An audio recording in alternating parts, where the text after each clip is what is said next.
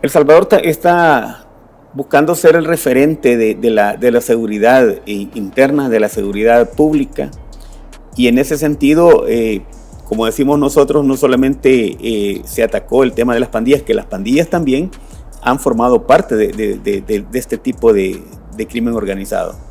Ellos formaron parte, fueron, digamos, los sicarios contratados por estos grupos, pero en este momento el hecho de poner, digamos, una atalaya, digamos, un muro de defensa, que no, eso no pasa más allá de El Salvador, eso deja muy clara la posición y la definición que el país tiene de atacar por todos los ámbitos el crimen en sus diferentes modalidades. Ahora, eso también le impacta positivamente a los Estados Unidos, puesto que esto es un problema menos que tiene Estados Unidos, y precisamente por eso para Estados Unidos El Salvador es en este momento un modelo a seguir en diferentes áreas. De hecho, hasta congresistas norteamericanos han expresado públicamente de que el modelo que se aplica en El Salvador debería estarse aplicando en los Estados Unidos. Todos conocemos de ciudades enteras que han sido contaminadas con este tipo de drogas, y las implicaciones que tienen para la salud pública por las erogaciones millonarias que el gobierno norteamericano tiene que hacer para mantener a estas personas, o darles salud o tratar de restablecerlas.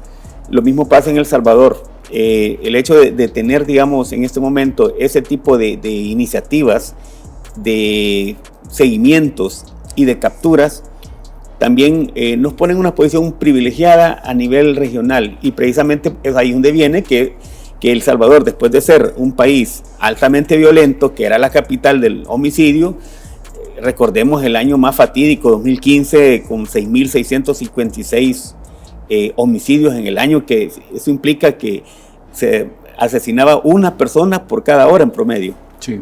Entonces, en este momento, pues El Salvador está dando muestras de recuperación en esa área, y está dando muestras también de que los demás países también pueden replicar el modelo que acá se está utilizando. Evidentemente, esto molesta a algunos sectores, e inclusive sectores de la oposición que están en contra de las medidas que se están aplicando en este momento en El Salvador. Noticias en tiempo real.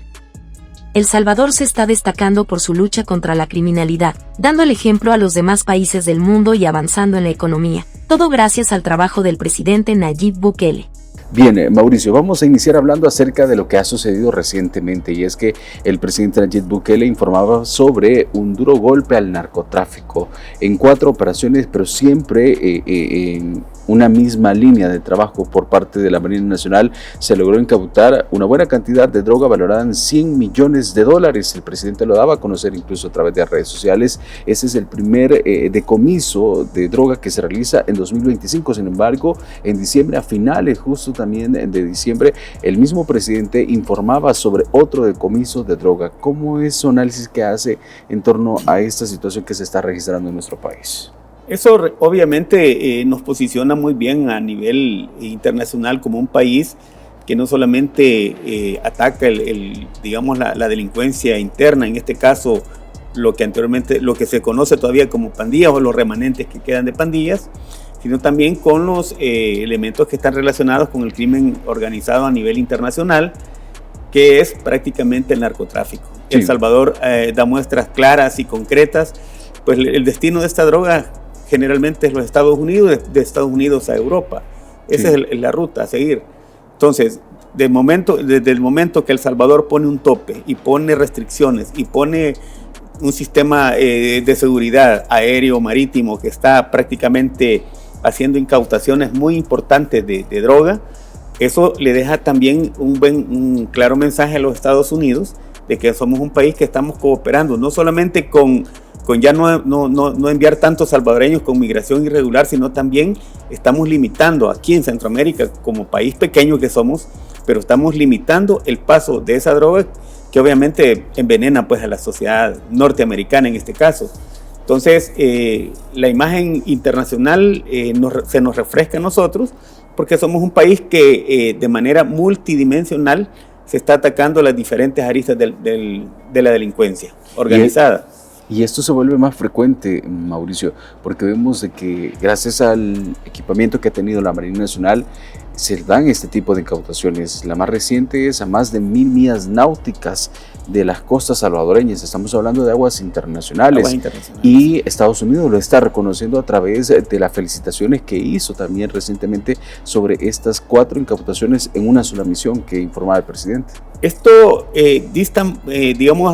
tratando de establecer una comparación con gobiernos anteriores, dista mucho de cómo se operaba anteriormente, porque inclusive se tiene información ya desclasificada de que inclusive el aeropuerto internacional, el aeropuerto militar de Ilopango, era utilizado como una base de reabastecimiento en la década de los años 80, que estábamos inmersos en un conflicto armado en esa época. Entonces, era una cosa que se veía como normal, algo que pasaba a diario, y El Salvador se convertía pues en un puente para el narcotráfico internacional. ¿Quiénes se beneficiaban de esto? Pues ahí hay la respuesta, creo que todos los salvadoreños la tenemos. Personas del ámbito político ligadas al narcotráfico internacional. Sí. Y eso en este momento pues ya no existe en El Salvador. Hay una lucha frontal, una lucha directa, contundente, de modo tal de que El Salvador deja muy clara su posición de dejar en evidencia de que estamos combatiendo como país la delincuencia organizada en sus diferentes ámbitos. Mauricio, se corta el financiamiento de estas estructuras criminales, no solo los remanentes que existen en nuestro país, sino también de las que ya existen de Guatemala para arriba, porque sabemos de que la droga venía de Sudamérica, donde están implicados al menos 9 sujetos ecuatorianos, colombianos, mexicanos, en la mayoría de casos, pero se está impactando también las finanzas de esas estructuras criminales en la región. Eso también tiene mucho que ver con algunas represalias que pudiesen ellos tener contra el gobierno y Estado salvadoreño. Nosotros sabemos perfectamente cómo operan estos grupos y cuáles, mecanismos pueden utilizar de represión contra el país. Por ahí se especuló mucho con el tema del helicóptero y yo desde mi punto de vista yo dije, esto tiene mucho que ver con represalias del narcotráfico. Hay un informe técnico, pues, pero yo sigo pensando, como dicen por ahí, que hay que pensar mal para equivocarse menos, que también pudo haber tenido alguna implicación de represalia contra el gobierno salvadoreño, debido a que está lacerando económicamente a este tipo de estructuras. Actualmente El Salvador se conoce como la muralla del Pacífico debido a estos duros golpes que se están dando al narcotráfico, y la publicación que hace también la Embajada de los Estados Unidos es felicidades, porque no solo es un impacto positivo para los Estados Unidos, sino que para el resto de naciones que están implicadas en este flagelo desde Sudamérica hasta Norteamérica. Mauricio, ¿cómo ve también la aplicación de las normativas o de la ley en este caso para los sujetos que están siendo sorprendidos y que vienen al país a enfrentar una condena por el delito transnacional? O sea, estamos hablando de tráfico de droga. El Salvador está buscando ser el referente de la seguridad interna, de la seguridad pública, y en ese sentido, como decimos nosotros, no solamente se atacó el tema de las pandillas, que las pandillas también han formado parte de este tipo de crimen organizado.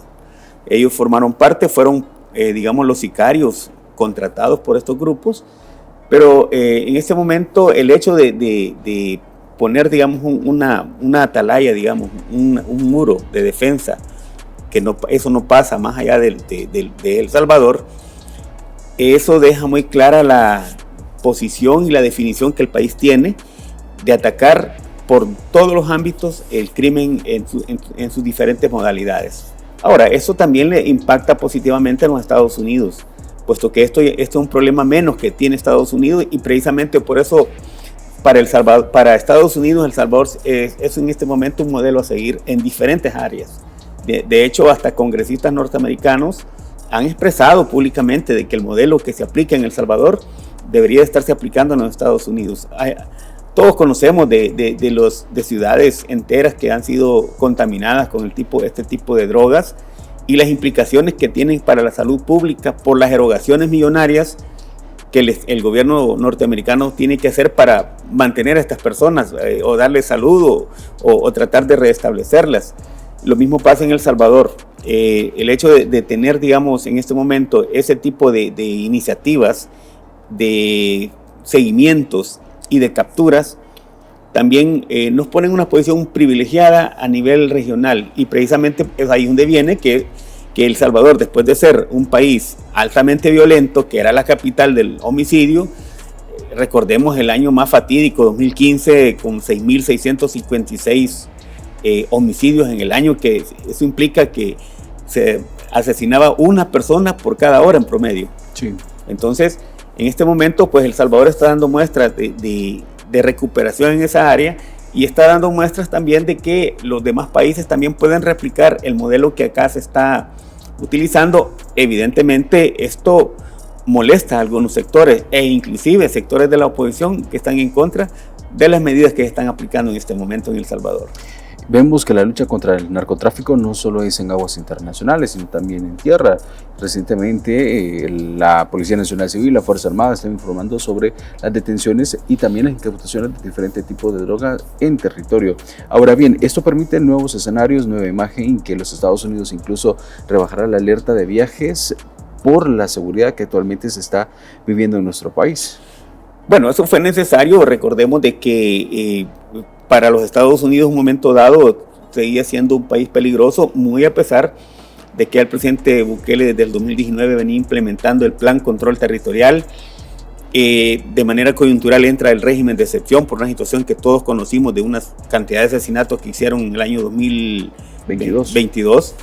Y la construcción del CECOT, que también ha sido, digamos, un boom a nivel latinoamericano, en términos muy positivos en contra de la delincuencia, que es la medicina amarga a la que hizo alusión el presidente en su discurso de toma de posición en su primer mandato. Ahora bien, esto también juega un papel muy importante porque nos posiciona como un país que está en este momento atacando los diferentes ámbitos, y hablábamos incluso de lo que usted mencionaba, el narcomenudeo. Ahí vemos sujetos que han sido capturados en diferentes lugares del país con cantidades mínimas, pero esas cantidades mínimas, si nosotros las vamos sumando, se hacen cantidades fuertes posteriormente. Entonces, el narcomenudeo también está siendo atacado aquí en tierra, ¿verdad? Y eso permite que esa droga no llegue a la gente y que tampoco estas personas capten ese dinero que viene a convertirse en elementos de lavado de dinero en el país. O sea, de un dinero de dudosa procedencia que no tiene, digamos, un respaldo legal. Vemos también de que El Salvador está destacando por el nivel de incautación de droga que ha hecho bajo la administración del presidente Nayib Bukele. 2024 fue un ejemplo de ello. Ahora vemos algo interesante, Mauricio, y aquí quiero que usted nos dé este análisis. En una sola operación, 4 incautaciones. Estamos hablando de más de 4 toneladas de droga. El valor en el mercado negro, si lo podemos mencionar, es de $100 millones. ¿Qué permite que se dé este tipo de situaciones que suenan interesantes? Porque es en una sola operación, 4 operativos a más de 1.000 millas náuticas. Aguas internacionales. Sí. Bueno, eso tiene que ver primero con la profesionalización que tiene hoy día tanto la Fuerza Armada como la Policía Nacional Civil. El equipamiento que tienen, que es básico, la información, que es importante, pero también la voluntad política, porque en el pasado el mismo fallecido comisionado Arriaza Chicas decía: nosotros teníamos la información de los núcleos de pandillas, pero no teníamos el aval de los presidentes de la época, tanto de Arena como de FMLN. Entonces, en este caso se conjunta una serie de factores. Por un lado, la capacitación, el hecho de estar profesionalizados, capacitados y equipados adecuadamente. Pero por otro lado también tenemos la voluntad política de un presidente que está buscando llevar al país por un rumbo diferente al que nos tenían acostumbrados. Entonces queda claro que la decisión en este país es combatir el crimen en todas sus dimensiones, en todas sus áreas y en todas sus aristas. Seguimos conversando con Mauricio Rodríguez, sociólogo y docente. En este bloque nos vamos a referir a los resultados que está dejando el Plan Control Territorial y el régimen de excepción, pero específicamente a la baja sostenida de los homicidios. 2024 cerró con 1.9 por cada 100.000 habitantes la tasa de homicidios, algo histórico para nuestro país. Sin embargo, el dato también que es muy relevante, no solo a nivel nacional e internacional, es contabilizar 808 días sin homicidios bajo las administraciones del presidente Nayib Bukele. La mayoría de estos, Mauricio, han sido bajo el régimen de excepción. Sí, aquí hay que matizar lo siguiente. Escuchando las voces disonantes de la gente de la oposición sobre este tema, ellos argumentan y dicen que el presidente solo se ha quedado a hablar de seguridad.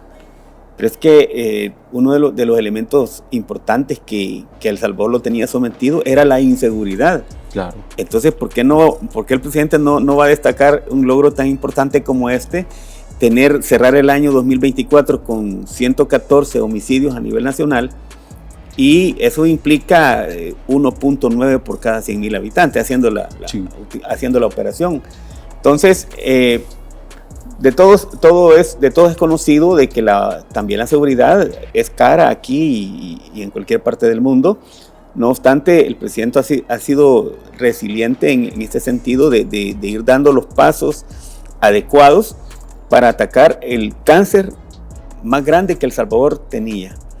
Y aquí vamos a decir algunas cosas. Por ejemplo, los gobiernos del FMLN implementaron programas sociales en el sistema escolar. Un poco parecido al estilo cubano, donde le dan los zapatos útiles y uniformes a los chicos, con el objetivo de reducir los niveles de los grandes indicadores macroeducativos, deserción, ausentismo, repitencia y estrés, lo cual no pasó.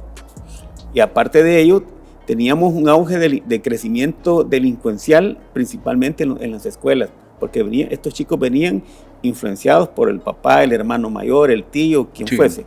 Entonces,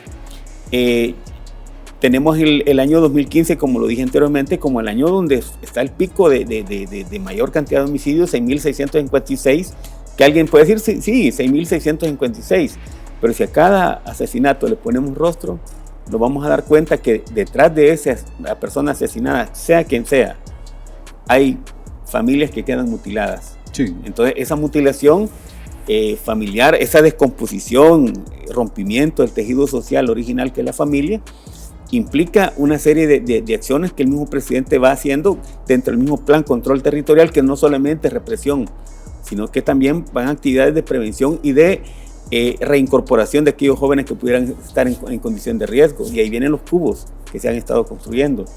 Aparte de ello, temas tan importantes como desarrollo de programas culturales, la Banda El Salvador y otras cosas que involucran a la juventud. El tema de las 9.000 becas que se dieron recientemente, que ahora lo destacan algunos medios de comunicación, que también están orientadas en ese sentido. Entonces, Plan Control Territorial es una medida muy efectiva, muy excepcional, que en aquel momento, en el 2019, la oposición política, que eran mayoría en la Asamblea Legislativa, ellos vienen y lo atacaron, negaron votos, porque ellos sabían perfectamente que implementar el Plan Control Territorial era sepultarse política y electoralmente, y eso es lo que ha ocurrido. O sea, el ARENA y FMLN están donde están en este momento, en el punto de la irrelevancia, producto de que ellos pudieron haber hecho eso, pudieron haber implementado medidas de ataque directo a las pandillas, pero no lo hicieron porque era su negocio, eran sus clientes, eran sus votantes, pues tenían arreglos, y eso está judicializado y ampliamente conocido. Conclusión, Plan Control Territorial, una medida excepcional que vino a darle respuesta al problema número uno que resentía el salvadoreño en la llegada del presidente Bukele en su primer periodo. ¿Y entonces cómo queda el discurso de la oposición que establecía que la delincuencia no se podía combatir en nuestro país? Bueno, porque por lo que acabo de decir, no se podía combatir porque no tenían la voluntad política. Los mismos miembros de la Policía Nacional Civil, los altos dirigentes, dijeron en una ocasión que ellos tenían toda la información. Lo que no existía era la voluntad política de decir vayan a atacarlo. Habían discursos políticos, como por ejemplo en la época de los planes mano dura, super mano dura y todos los planes que vinieron, pero eran simplemente, como se dice en el calor de los políticos, eran cachetadas de payaso. Es decir, eran nada más decirle a la gente, mire, estamos haciendo el esfuerzo, pero realmente no. Las negociaciones bajo la mesa que se dieron con las pandillas, los pactos con las pandillas, el recordar aquellas imágenes tan hasta cierto punto repugnantes que vino el señor Insulza de la OEA a reunirse con los pandilleros, a hacer un show, a entregar armas que para ellos ya eran obsoletas, el hecho de miembros de la iglesia católica incluso hacer un acto de humildad, de besarle los pies a los asesinos del país. Todas esas cosas, creo, y lo digo de esa forma porque a nosotros como salvadoreños nos parecieron imágenes muy grotescas, porque los que de alguna manera hemos sido víctimas del tema de las pandillas, nos pareció que era el camino incorrecto y era lo más insensato que esos gobiernos hacían en esa época. Cuando sale el Plan Control Territorial y también la implementación del régimen de excepción, salió un discurso de cierto sector de la sociedad que establecían que las pandillas eran o tenían una función social. ¿A qué se hacía referencia desde su arista? Es que la función social a la que estos señores de la oposición dicen que tenía es porque, digamos, vamos a recordar el tema de la pandemia. Hubo un sector de donde los pandilleros decían ellos que ellos iban a proveer alimentos y cosas. Esa era una función social que ellos desempeñaban. La otra función social y de seguridad es que ellos controlaban los mercados.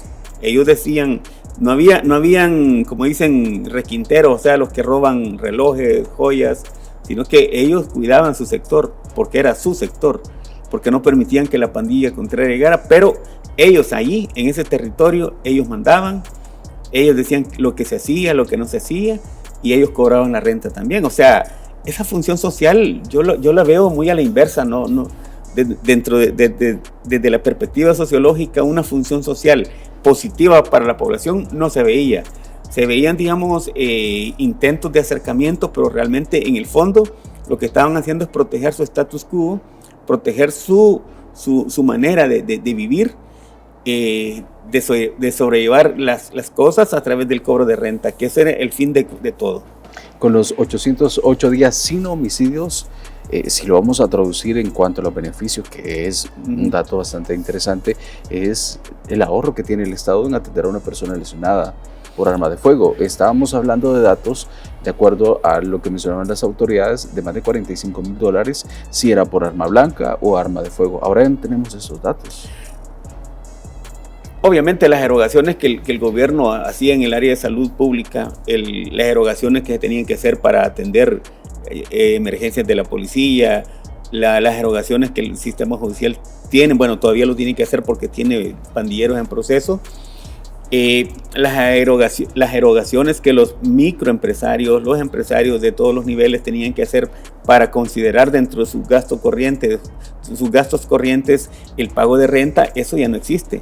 Porque ya lo que invertían para eso, vamos por el tema de los comerciantes y empresarios, ahora lo invierten en sus empresas. Sí. Y el invertir en su empresa implica muchas veces contratar 1, 2 o 3 personas de acuerdo al volumen que tenga esta.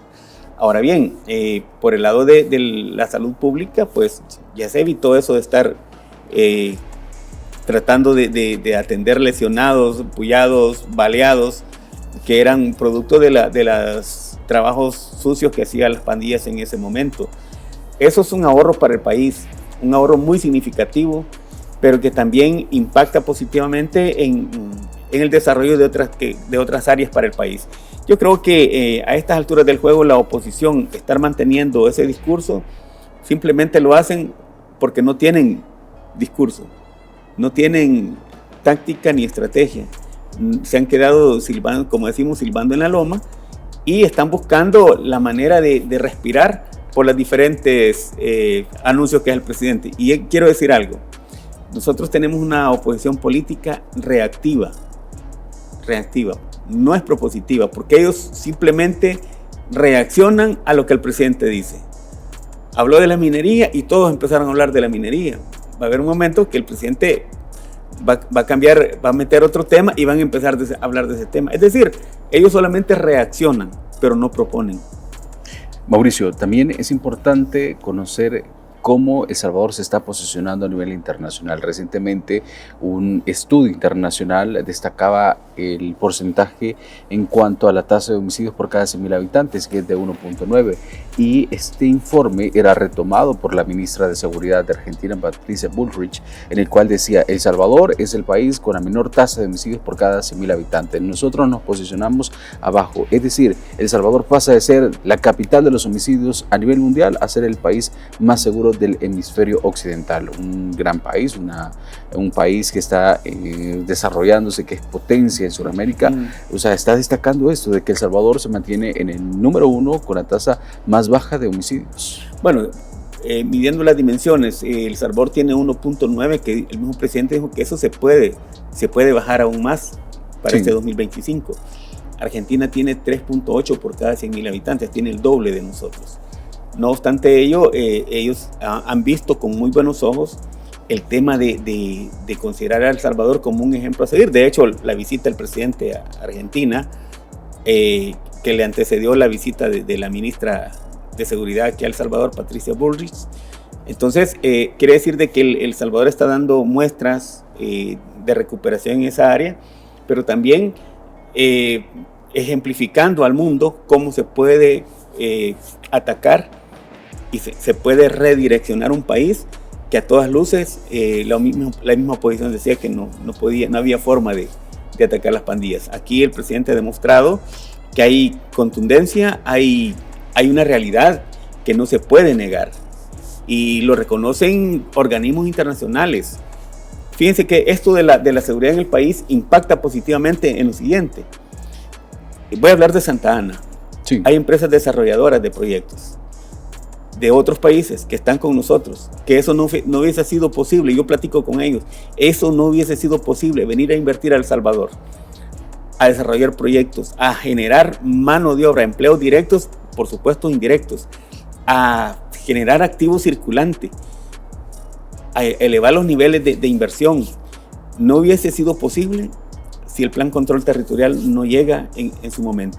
Y llegó justamente en el momento que el país prácticamente agonizaba en sangre, por decirlo de una manera, agonizaba en sangre. El tener 103 asesinados por cada 100.000 habitantes era una cifra realmente horrorosa, diferente y muy, muy arriba por países que se consideran violentos del Oriente Medio. Sí. Era El Salvador el que destacaba en eso y en pocos años reconvertirlo de 103 por cada 100.000 a 1.9, que el presidente dice que se puede bajar, realmente es un milagro. Y ese milagro se puede traducir entonces, Mauricio, con los días consecutivos que se tienen sin asesinatos y que vemos con más frecuencia. Por ejemplo, este mes estamos a 13, pero 11 días sin homicidios han sido de manera consecutiva. Sí, lo que sucede es de que ya quienes cometían este tipo de asesinatos, porque están los 114 de 2024, sí, pero se atribuyen a otro tipo de delincuencia común. Correcto, delincuencia común, violencia doméstica, sí, otro tipo, pero ya no están vinculados directamente a las pandillas. Son 114, pero pueden reducirse aún más. Y para eso, pues, el presidente implementa medidas incluso del rompimiento de los paradigmas culturales que nosotros tenemos. Ahora, tener más de 800 días sin homicidios implica que estamos caminando como país por el camino correcto. Y eso gracias pues a una medida que los demás partidos probablemente lo hayan pensado, pero no tenían ni la capacidad ni la voluntad política de hacerlo. Los cambios en El Salvador en materia de seguridad son evidentes, a tal punto de que el 2024 cerró con un flujo turístico impresionante y estos datos han sido retomados por diferentes instituciones internacionales. Santander fue una de ellas, donde se destaca que el flujo para 2024 se debe a la recuperación que han tenido diferentes sectores, sobre todo relacionados a seguridad. ¿Es así? ¿Cuál es su análisis, Mauricio? Banco Santander es una institución de mucho prestigio, nacida en España y que tiene influencia en diferentes países del mundo, principalmente en el Cono Sur. Y el hecho de que este tipo de entidades con tanto prestigio se refieran así a nuestro país, pues eso nos da un signo de aliento de que estamos como país caminando por la vía correcta. El turismo no se puede potenciar en un país si no hay seguridad, o sea, una cosa está amarrada con la otra. Y hay proyectos emblemáticos en el país, como el caso de Surf City. Particularmente tuvimos la oportunidad de visitar en esos días de fin de año el Puerto de la Libertad y es impresionante. Uno de sociólogos siempre anda viendo, observando pues el movimiento de las personas. Yo me podía percatar que un 50% de las personas que estábamos ahí, éramos nacionales y un 50% turista extranjero, que se nota cuando alguien viene de otras latitudes. Entonces, eso llama la atención porque quiere decir que la gente está interesada en conocer lo que se dice a nivel internacional de El Salvador. Y todos, uno platica con la gente y dicen, no, es que nos sentimos muy seguros acá en el país. Tan seguros que distan muchas veces de la seguridad que ellos pueden tener en sus propios países. Entonces, la seguridad está amarrada a esto y el turismo en este año 2024 destacó tanto que el ingreso que se tuvo representa, entiendo yo, como el 11% del Producto Interno Bruto, que es decir, bastante. En años anteriores, el 2023 creo que anduvo por la mitad de eso, o un poquito menos. Sin embargo, el 2024 pues repunta y es importante destacar que Santander también ubica a El Salvador como el país de la región centroamericana que mayor flujo de turistas tuvo a nivel centroamericano, muy encima de Guatemala, de Honduras, Nicaragua, de Costa Rica, de Panamá, que han sido los países que tradicionalmente el salvadoreño en esas épocas de fin de año decide irse a Guatemala, por ejemplo. Tienen referencia Antigua, uno de los lugares más emblemáticos en Guatemala. Sin embargo, hoy la gente decidió quedarse aquí y más que irse, mejor vinieron a El Salvador. Eso también llama la atención, puesto que todos los salvadoreños nos damos cuenta que en cada ciudad, si bien es cierto, no hay, digamos, grandes cadenas hoteleras en este momento, pero sí también hay una proliferación de los famosos hostales o hoteles boutique que existen, que también sirven también para alojamiento de los turistas, tanto locales como extranjeros. Con lo que acaba de mencionar, este estudio también destaca los ingresos y el empleo del turismo son cada vez más relevantes. Obviamente el hecho de tener, digamos, personas que nos visitan implica que las personas locales, digamos allá en el lugarcito, pongamos como referencia el Puerto de la Libertad, sí, porque hay más, pero Puerto de la Libertad puede ser el Cerro Verde, puede ser Costa Azul, puede ser allá en la Unión, Playas Negras, lo que fuese. Turismo de montaña, todo implica un incremento de la población económicamente activa, es decir, hay más negocios, hay más oportunidades de que la gente trabaje y eso impacta tanto en la población económicamente activa como en la población económicamente inactiva y también impacta directamente en el flujo de activos circulante que el país puede tener. Y finalmente, pues, eso conlleva a un crecimiento económico lento, pero sostenido. Este mismo estudio también destaca la apuesta que ha tenido la infraestructura en nuestro país, en los diferentes atractivos turísticos, pero también destaca ese giro de 180 grados que ha tenido en materia de seguridad. Vemos cómo también el gobierno, a través de sus diferentes titulares de carteras de Estado, está anunciando constantemente la intervención que están teniendo diferentes atractivos turísticos, y ya no solo se centra en la zona paracentral, occidente, sino que se le está apostando mucho al oriente del país. Vemos la fase 2 del proyecto Surf City. Sí, lo que pasa es que, y creo que ya lo dije en otro medio, el tema de, vamos a referirnos a Oriente, es una zona durante el conflicto armado fue de las zonas más golpeadas. Claro. Morazán, San Miguel, Usulután, la zona paracentral, San Vicente. Bueno, pero refiriéndonos a eso, siempre hubo ofrecimientos de los gobiernos anteriores del mejoramiento de la infraestructura vial, del mejoramiento de las condiciones, bueno, de los parques inclusive, que ahora hay una fuerte inversión en esto porque también es parte de los atractivos turísticos que cada ciudad tiene. Y eso también, todo está amarrado al tema de la seguridad. No podemos nosotros decir, Y la oposición se molesta. Yo estoy seguro que la oposición estará ahorita diciendo, bueno, está hablando mucho de seguridad, pero es que la seguridad es el punto de referencia para que las demás actividades se puedan desarrollar. Ahora bien, lo que destaca este informe, como usted lo decía, es las inversiones que se han hecho en el tema de infraestructura vial principalmente, el tema de la reconstrucción del centro histórico, que fue, digamos, uno de los atractivos más grandes que tuvo una de las ciudades principales, la ciudad principal del país, que es la capital, pero también al interior del país, el caso de los atractivos turísticos en la Ruta de las Flores, que muchos fuimos a visitar esos lugares, que ahora están remozados, están con mejores condiciones, pero sobre todo está en el centro de todo el componente de la seguridad. Mauricio, tenemos una nota respecto a este informe que destaca el Banco Santander, que es una entidad española en el cual se destaca que el turismo en El Salvador pues prácticamente es una de las mayores corporaciones bancarias del mundo. Este informe que está destacando el Banco Santander, en el cual destaca el crecimiento del sector turismo y cómo la mejora en seguridad ha contribuido a este logro. Veamos y luego seguimos conversando con nuestro invitado.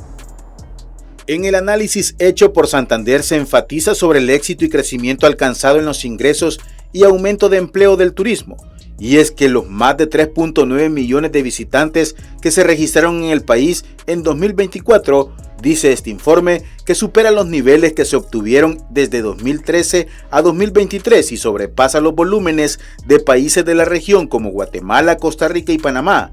Esta corporación bancaria, una de las mayores del mundo, destaca que los flujos turísticos en El Salvador han sido impresionantes, impulsadas por una economía dolarizada, una mejora en infraestructura y seguridad. Otras de las ventajas que están atrayendo turistas extranjeros a El Salvador, según el artículo de Santander, son el aumento de visitantes, principalmente provenientes de Estados Unidos y algunos que se ven motivados por el uso del Bitcoin como moneda de curso legal.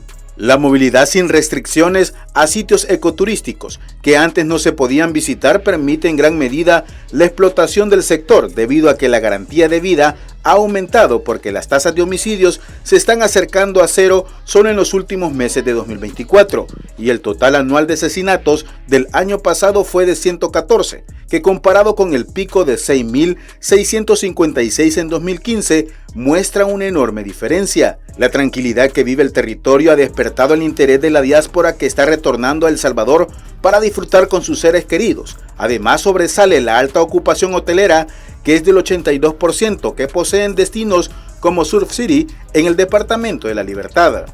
Walter Morán, Noticiero El Salvador. Muchísimas gracias, Walter Morán. Tenemos los datos interesantes: 3,9 millones de visitantes internacionales en 2024, representando un 11 hasta un 14% del Producto Interno Bruto, porque dejan divisas, dejan dinero, y también lo que destaca es la generación de empleos. La ministra de Turismo, Morena Valdés, informaba que alrededor de 200,000 personas están dedicadas a este rubro y se ha visto un incremento, Mauricio, debido a la nueva realidad. Bueno, ese es el dolor que la oposición política tiene en este país. Ese es el dolor, no hay otro. El hecho de que no tanto sea el presidente de la República el que sale a dar estos informes, ni que sean los diputados de la bancada, ni que sean los ministros de gobierno, sino que sean organismos internacionales, entidades internacionales, las que vengan a destacar los aspectos positivos del país. Eso realmente les molesta, les afecta, les duele, y los deja desarmados ante la población. Ahora, se destaca en el informe de Santander el elemento principal, la seguridad, que es un elemento importantísimo. Eso nos lleva también a la reconversión de la infraestructura vial del país y la infraestructura en todo sentido. También el uso del Bitcoin, que puede ser que el salvadoreño promedio todavía le cuesta un poco entender esto, pero como esto viene de países desarrollados, pues, entonces hay gente que viene de otros lados y utilizan ese tipo de moneda, que en este caso de curso legal para nosotros como salvadoreños.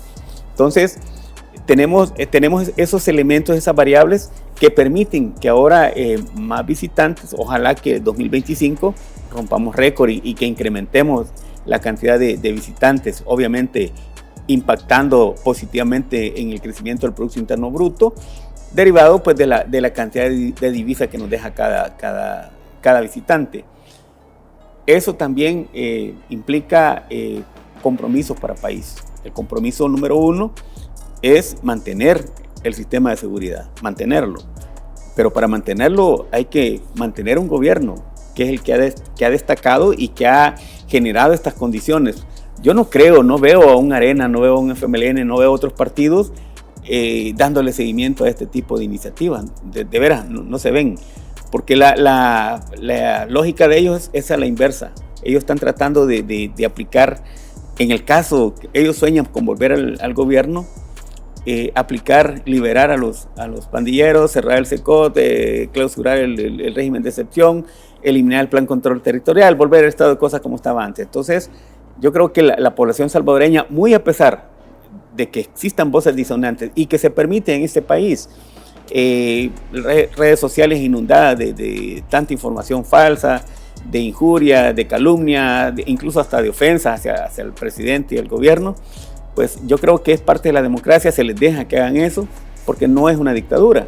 Entonces, ese es otro elemento importante, que muy a pesar de que el discurso de ellos, de la dictadura, se cae cuando vemos estas imágenes, cuando conocemos estos informes de entidades internacionales y cuando conocemos que realmente la gente hace caso omiso de esos discursos estériles para venir a conocer la nueva realidad de El Salvador. Mauricio, hablemos de temas económicos. Recientemente El Salvador se dio a conocer de que ha mejorado su calificación de riesgo. ¿A qué se debe esto y cómo se puede ver beneficiado El Salvador? Bueno, el presidente anunció en el discurso de segundo mandato que buscaba lograr lo que se llamaría el milagro económico para el país. Sí. Para eso se han dado, pasos cuanti cualitativos que van en esa dirección. Uno de ellos fue la recompra de la deuda. Es decir, si se compra una deuda, pero a más bajo costo, con intereses más bajos, que eso implica un ahorro para el país. El tema del Bitcoin, muy a pesar de que hay muchas voces disonantes al respecto, pero ahora se dan cuenta de que con el alza que ha tenido, eso también ha generado una ganancia muy sustancial para las arcas del gobierno salvadoreño. Y sobre todo, el mejorar la calificación de riesgo implica también hacer los ajustes internos en el gobierno central. Alguien me podrá decir, sí, pero están despidiendo gente. No están despidiendo gente. Están, suprimiendo aquellas plazas de personas que pidieron retirarse. Y eso yo lo tengo que decir con mucha claridad. Porque aquí se dicen cosas y la gente lo asume dentro del esquema de la rumorología como que son cosas reales. Muchas personas hacen su trámite para retirarse, para jubilarse, entonces lo que ha venido ocurriendo es que esas personas lo que han hecho es justamente respetarles ese espacio, ¿no? Yo no he conocido hasta este día una persona que haya sido despedida, es la palabra. Han habido plazas que han sido, quedado cesantes, pero personas que ya cumplieron su tiempo de servicio, ¿verdad? Y la edad requerida para jubilarse. Entonces, eso es lo que está haciendo el gobierno y ese programa de ajuste estructural también está permitiendo, a su vez, que se logren mejores condiciones de negociación con el Fondo Monetario Internacional y con los diferentes organismos multilaterales que pueden ser financistas de diferentes proyectos en El Salvador. No ha sido solo una entidad financiera, sino que son varias las que han mejorado la calificación de riesgo para El Salvador. ¿Cómo le podemos explicar a los salvadoreños qué significa y cuál ha sido lo positivo en este rubro? De forma didáctica es como que usted tenga una tarjeta de crédito y está topada, ¿verdad? Sí. Entonces, en la medida que usted hace sus arreglos, sus negociaciones con la banca que le han dado ese producto financiero, en la medida que usted también tiene capacidad de pago, en esa medida le van bajando su nivel de riesgo. Es decir, el riesgo es el hecho de que la persona tiene con la entidad un préstamo, que es un producto financiero, en este caso una tarjeta, sí, pero que no tiene capacidad de pago. Entonces esa persona ya no es sujeta de crédito en ninguna parte, por los burós que existen. Entonces, El Salvador lo que ha hecho en este caso es honrar sus compromisos con los organismos multilaterales y renegociar deudas. Y esa renegociación que les permita, digamos, tener capital para poder subsanar sus compromisos, eso hace que en gran medida los organismos multilaterales se fijen en El Salvador y digan, bueno, en El Salvador sí tienen capacidad de pago, El Salvador es un país que honra sus compromisos, por consiguiente hay que bajarle la calificación, así como se bajó, digamos, el riesgo de visitar el país en los Estados Unidos a sus conciudadanos. Eso es una forma didáctica de explicarlo.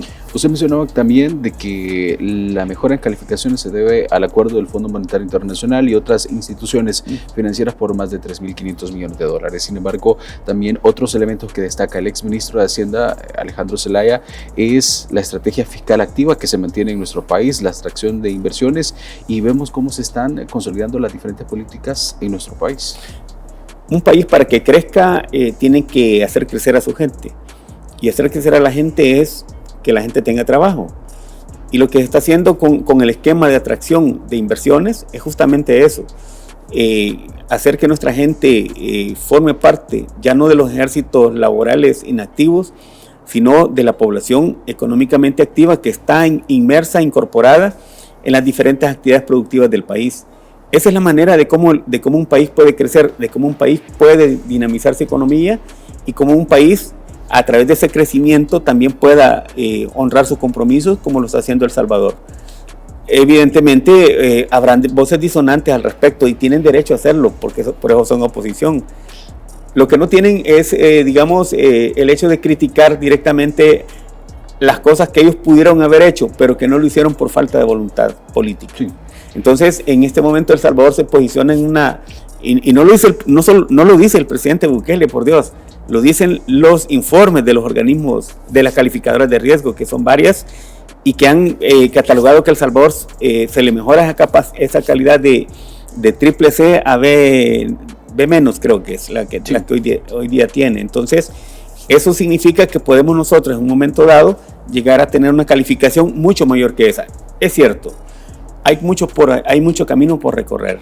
Hay que serlo claro, no somos una Suiza, pero somos un país que viene de los escombros, viene de recuperarse o tratar de recuperarse de una situación política en la cual nos dejaron ahogados los gobiernos anteriores. Sin embargo, ha sido el presidente el que ha tomado de manera resiliente la batuta de este país y está llevando al país por el camino que debe ser. Obviamente es un dolor, un ardor y una incomodidad para la oposición, puesto que, repito nuevamente, ellos pudieron haberlo hecho antes, pero no lo hicieron. Lo que hicieron fue enriquecer sus bolsillos, agrandar sus pecunios y dejar desprovista a la población salvadoreña de los beneficios que esos recursos pudieron haberle llevado en las diferentes áreas. Mauricio, se nos terminó el tiempo, pero gracias por acompañarnos y hacer este análisis sobre diferentes temas que están sucediendo en nuestro país.